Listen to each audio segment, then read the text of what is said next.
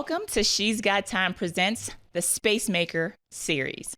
I'm Swin Cash, and today we're spotlighting women who don't just take up space, they build it, they own it, and they make room for others to rise. Miss Cari Champion, how you doing today? I'm so excited. I'm clapping, just not necessarily for me, but happy to be here. So proud of you and so just honored to be in your presence. And I'm just here to give you your flowers and thank you for having me. You know what? I love you. I appreciate you. And I'm happy that you're here because we have some good things to share. I first wanted to just talk about, obviously you contribute with CNN, Naked Sports Podcast, but you also just recently had something with Jamel. Oh, so Jamel Hill and I, you obviously know her very well, like I do. Can I tell this story of how I first met you? Yes, go ahead, tell it. This is the best story. So we bring up Jamel. I first met Swin. Well, obviously I knew of her, but when you were at ESPN, you were filling in on His and Hers, and it was the first time I really had a time to interact with you. And I don't know if you remember this. You thought you lost your engagement ring. Do you remember that? Yeah. Oh, I remember that. you remember that? Oh, it was gone. It was lost. Oh, but you didn't find it? Oh, we found it. You remember what happened with it? No, I don't remember the particulars, but I just remember we were all stressed. We were all very stressed. And I'm on air smiling, but like I just recently gotten engaged and there were all the things. And I left my engagement ring. I was new, took it off, set it next to my nightstand, and then I got up and left. And when I got there, I remember, and they were like, oh, we're going to send kind of a runner to go back and get it. The runner went and got it, came back, apparently lost it within the envelope. And so fast forward, basically, we all went out to the parking lot. That's what I remember. I just remember that the ring was flat, and the diamond was like a car had run over it. And so, yeah. That is our welcome to the show. Yeah. That was our moment. That was our moment.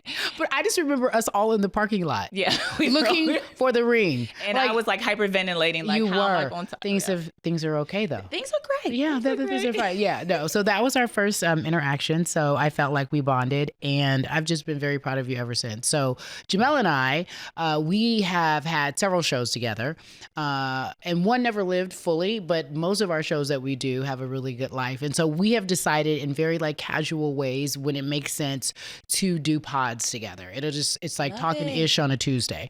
So what we do casually, and it was just some fun stuff for us in the summer. We just talk about everything outside of sports because I think, and of course we incorporate sports, but I think people really enjoy just many different stories about us because we've had many different lives. And so we still talk about these very different lives that we lead. It's fun and I enjoy it because I think so many times we don't get to show our personality. And I think that's a reason for me why I also wanted to have you on here, because with a series like this, it's quick, it's short, it's sweet, but we talk about making space, right? Yeah.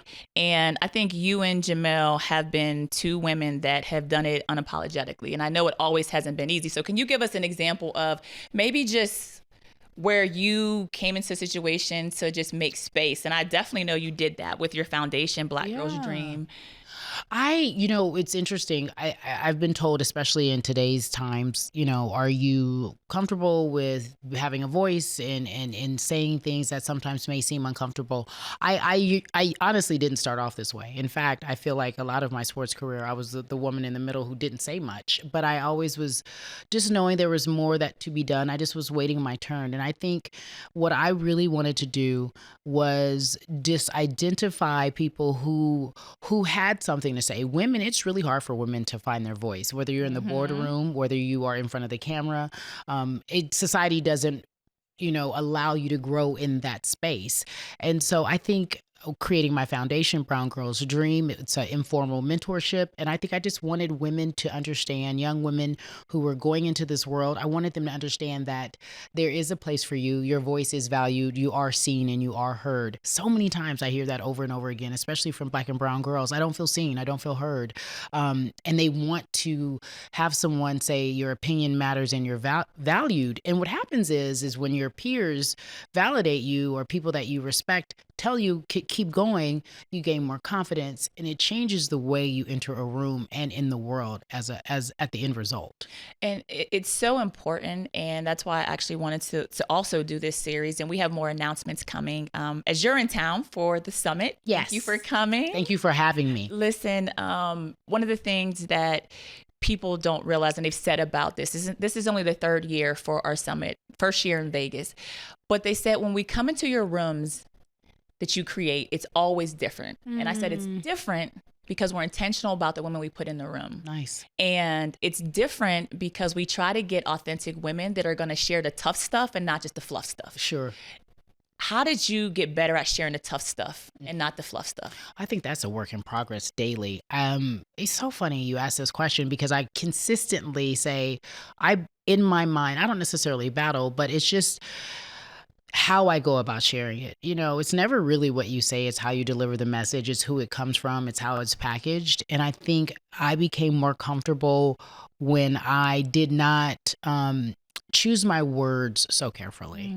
When I really was passionate about what I care about, and that's just elevating women and making sure that we have, not, a seat at the table, but just a space for us to share. And I don't know if that's always created. And so the more and more I cared about that, and I found like really passionate projects, really passionate projects for me, that allowed me to be more comfortable. But I mean, if I had any advice as people try to find their way in this world and making space, it would be, I would truly, because this is not easy. This ain't for the weak. Listen, talk about it. Not for the weak. And you have to have some sort of intestinal fortitude that tells you that you are on your North Star, whatever your North Star is. Because I question myself. I question, should I say, or did I say, or what did I get wrong? Because oftentimes, how it is to be misunderstood. All the time. Just walking in a room your existence misunderstood. Is an act of revolution.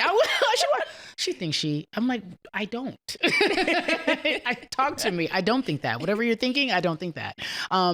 And just existing can be an act of rebellion for so many people. And it can also be a revolutionary act. And I think I really, truly just remind myself, it's a mantra, stay true to what it is that you care about, what matters to you, why you do what you do. And it's hard to do that. You know that. Yeah. It's hard, but I think, Cari, the other part of that is the climate that we're living in. You're on CNN, you're talking about all of the stresses on top of not only being a woman with a career in sports that we deal with on a day-to-day basis. Yeah. You're going home and those same issues maybe at the house that you had on the teams. Sure. And what advice would you give to some women of understanding the politics of where you are in the workplace? You know what I have learned? Okay, so I'll give this example. A good girlfriend of mine, and we've all worked in corporate spaces. So I believe working in a corporate space or in a big company trains you for the world that you live beyond that if you decide to step out of corporate America. I think there's beauty in discipline and coming to work on time and abiding by a process and sending emails so that you can get certain things done and having some sort of managerial process, right? I think all of that works so you can see how structure should be provided in a workspace. But what I have realized is that oftentimes when you're in those kind of structures, that you try to fight back and there's really no point. Meaning pick and choose your battles wisely, but everything isn't a battle. I think that I try to tell a good girlfriend of mine, she was going through something at work, and I was like, does that really matter? Is that at the end of the day, think about this fight that you're picking with your supervisor or with your colleague that you work with. Is this really the hill you want to die on? And I think oftentimes it's really hard to decide what matters, because when you're in the throes of some sort of beef or issue, it feels like it's the biggest thing in the world. And then when you look back at it a few years from now, you're like, that didn't even really matter. I'm glad that, So my advice is pick and choose, but I also know your value. And oftentimes when you're in spaces where there are so few of you and you're marginalized, you feel like you have no value. Mm-hmm. And I refuse to be in a room that doesn't acknowledge my value or my self-worth, because it's not right. And we don't have to be brainwashed to think like that. We're like, okay, so it's like being in any relationship. Mm-hmm. My good friend Bozoma would be like, we talk about relationships. Mm-hmm. She's like, you don't want to be in that relationship. Talking about the working relationship. You don't want to be in that work relationship if these people don't treat you right. And I think that's something that people have to work up to. That's the only advice. Don't pick your fights, and then remember to understand your value. And when do you walk away? When's the walk away? You haven't picked your fight. Or you know be your careful worth about the fight you pick is the advice. When's the walk away? The walk away is when you've done the work. when you're done. There's no more I can do here.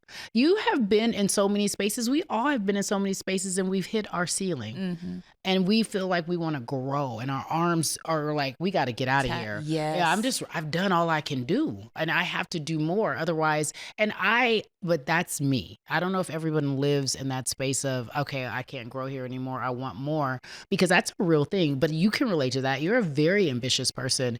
You could have been like, I'm going to play in the league and that's it, and I'm done. You're like, no, there's more and more and more and more.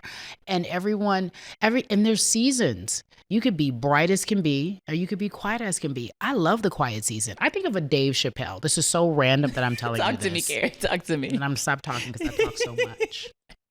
But no, kidding.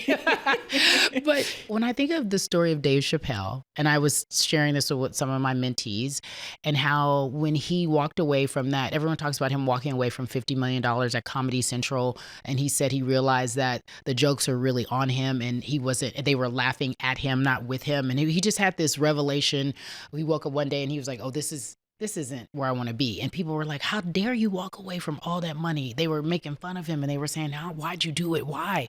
He went away intentionally to find something, and came back to me, and all controversial people can say what they want about him, but came back to me more grounded in who he was, what his message was supposed to be, made more money, and understood what was for him was supposed to be for him. His self-assurance and awareness is something that it should be studied. Mm-hmm. It should be studied. He was like, I'm all set, and disappeared for a minute on purpose. And everyone, out of sight, out of mind. But all the while, he's learning about his culture. He's learning about the world. He's learning about how this fits into his work and his actual calling as a comedian. And then he presents it all to us. And, take it, leave it, like it, love it. He has a message, and he is here. And it is very clear that he had to take that time away. So I'm always like, it's okay. Show up, be bright, shine bright, but be grateful for the seasons where you're quiet and you're resting and you're pouring back into your cup to show up bigger than ever. And that could be 3 months, that could be 3 years. In his case, it was several years, but it made sense. And he came back bigger and better. And I'm like, we need to study those types of stories. Yes. Because the walk away isn't, I'm going to disappear. The walk away is to retool. It's time for us to reframe how we see things. Yeah. And I think about that even in the season that I'm in currently. I think sometimes God allows us to have a moment where it's like a plant, you're pruning, sure, and you're shedding. There's different things that's happening, and leaves are falling, but that growth happens in those spaces. And sometimes people think you get in space and there's a lot of work. Sometimes the quiet part is all the work. It's building you up to evolve into something really, really beautiful. And what is delayed is not denied. Yes, love that. He came back not only better. I agree with you from that standpoint. But he did the money that they walked away from, that everybody was like, there's no way it's coming back. Here's more. On that. Here's more, and here's more, and here's more. And you're like, oh, I get it. Mm-hmm. I get it.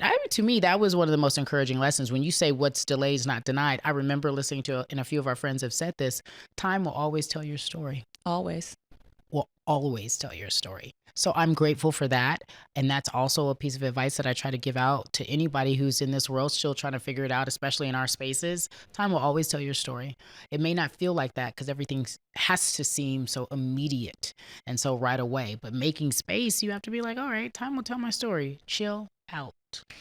Last question for you is, you think about what you've built with kind of, Brown Girl's Dream, yeah, and you think about that younger Cari Champion, and you've evolved, and you got a lot of battle wounds. There's a lot of things in there. But what would you tell your younger self? Oh, and don't just tell them something that is, this is going to happen. How would you prepare them? What would you give them? What tool to prepare them for what they're about to walk through? Because everything is just lessons. This is a great question, and I'm often asked that. Everything is, you have to, for me anyway, I'm a learner of experience. But I think that what I think is important, and I think I've seen this now when I talk to people, I really value my tribe and the people that I choose to keep in my space. If we are out in the world as we are, working as hard as we are, as you all are, you deserve a space that is safe, Yes. and you deserve a space where you know that you are loved. Now, if you can create that, beautiful. If you happen to stumble on it, great. But when you know who those people, those folks are, those things that make you feel safe and secure, create that space. Because we have to get up every single day and do it all the time. Every day, 2 times a day, 3 times a day. You get on a plane, go, show up. And you know, and you may not feel safe, but you still are feeling fortified because of your tribe, whoever that be, your family, your kids, your best friend, whatever, for you, whomever it may be. And so I just realized, literally, I was today years old. I was like, yeah, I don't have to be in spaces where I don't feel safe. Why am I here? What am I doing? I don't even want to be here. Why am I here? I'm gonna stay home. So my point being is that I would work day and night to find and create these spaces that make me feel safe and secure, and they're there because you create them. And to me, that will be your balm, that will be your respite, that will be your heaven here on earth, that will give you the energy and the love to go back out and do the work and create the space and change the narrative and do those extraordinary things that you always do. Can I just take you on a road with us? Yes. Can I just take you? I'm on my way. I love it, Cari. I'm on my way right now. Thank you so much for joining us. Having me. I gave you your flowers, but I can't say, I'm just so proud of you. Not that you need that or need to know that, but when I see you living and doing and being brave and trying and figuring it out and doing, I just stay encouraged. You're encouraging us right now. So I appreciate you. I love you. Look, y'all, we are so happy to have Cari here. This Space Makers, is talking about women like Cari and all the other women that we'll have on this series, because we want to share game with you. Not just the good part, the fluff, but we want to share the wounds too, so you understand that as a space maker, you go into a room and sometimes you have to build the floor, you have to build the walls, you have to build the house, but you make sure you leave that door open for the women coming behind you. That's right. Can I say something? Yeah. She right. Y'all listening? Thanks, Cari.